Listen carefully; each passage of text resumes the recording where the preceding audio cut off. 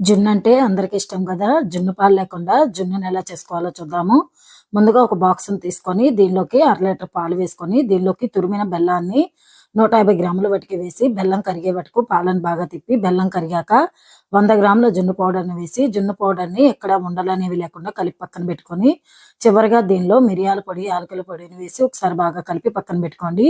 ఇప్పుడు స్టవ్ వెలిగించి ఒక గిన్నె పెట్టి, ఒక లోటా వాటర్ వేసి, మనం గిన్నెలు పెట్టుకునే స్టాండ్ పెట్టుకొని నీళ్లు కొంచెం ఆవిరయ్యాక దీనిలోకి మనం ముందుగానే ప్రిపేర్ చేసుకున్న జున్ను పాల గిన్నెను పెట్టి మూత పెట్టి 15 నిమిషాలు వాటికి ఆవిరి పట్టుకోండి. 15 నిమిషాల తర్వాత ఇలా టూత్ పిక్‌తో ఒకసారి చెక్ చేసుకోండి.